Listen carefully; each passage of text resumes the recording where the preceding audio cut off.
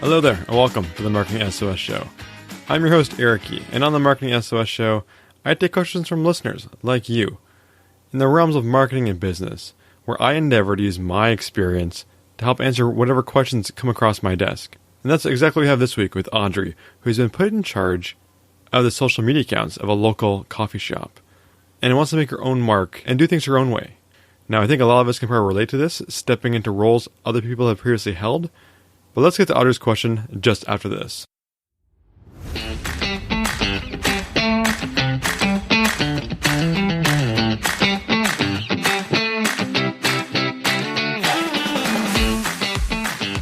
So, Audrey writes, "Hi Eric, I'm a college student with no social media management experience who's recently taken on the role of running the social media account of a small to mid-sized coffee shop. I want to rebrand the entire Instagram page to a more product-focused one, but I'm not exactly sure how to start. This is because the previous individual who ran the account would mainly repost customer photos of our coffee and take cell phone quality photos for everything. I'm not a fan of this due to the lack of original content, low quality posts, and how customer photos seem to disrupt the feed with such varied styles. I would like the Instagram page to reflect our brand. I want to make it cohesive and more original content and consistent announcements.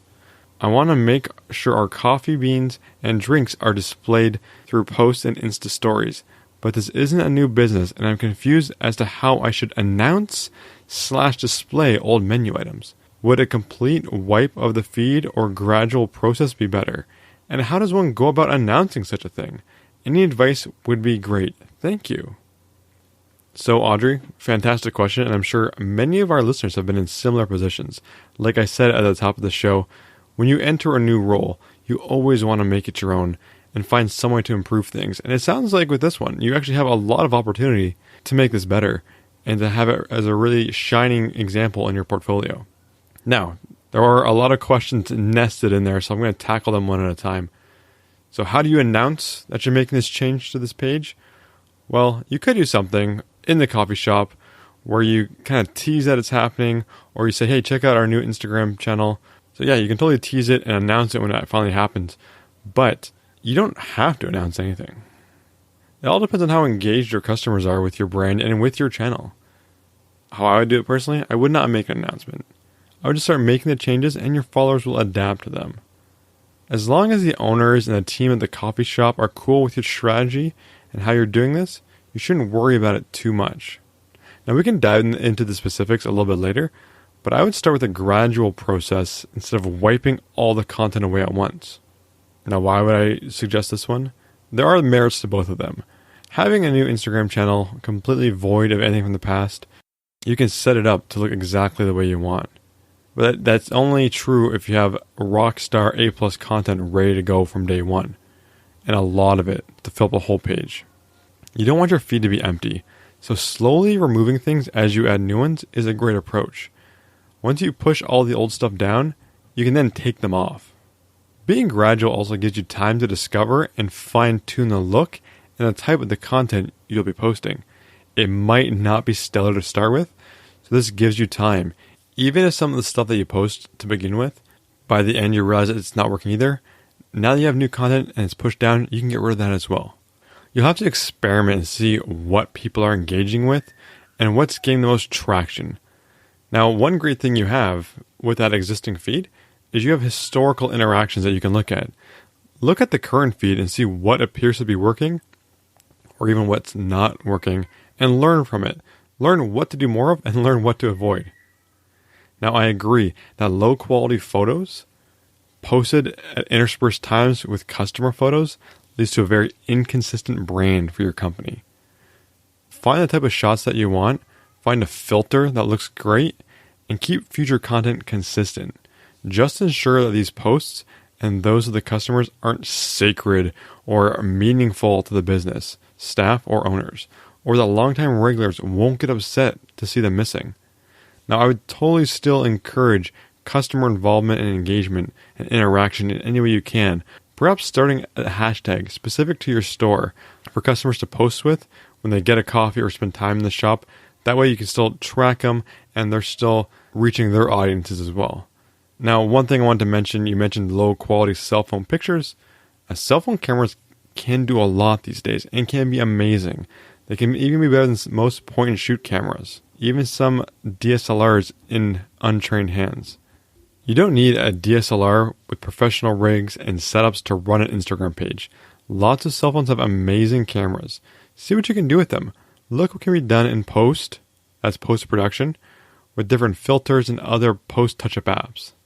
Now, I love the idea of focusing on the product that you kind of mentioned.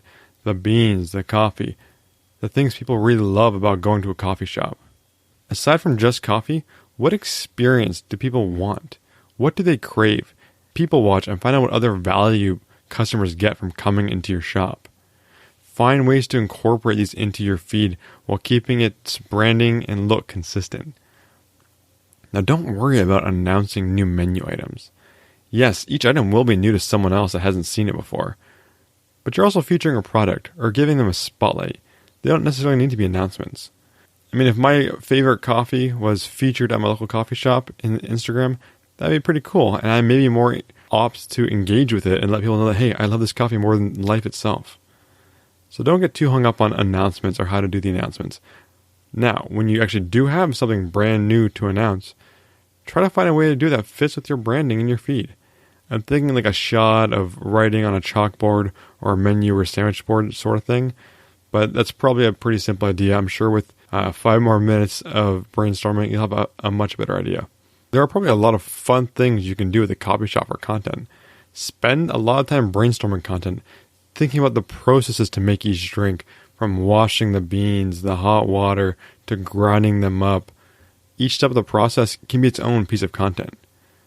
How can you shoot or capture and get multiple pieces of content from one item or process? Then spend a ton of time in store watching staff and customers to get even more ideas. Then it's time to start creating the content. Push down the old content and take it off the feed entirely, and you'll have your brand new, branded, consistent Instagram page for your coffee shop.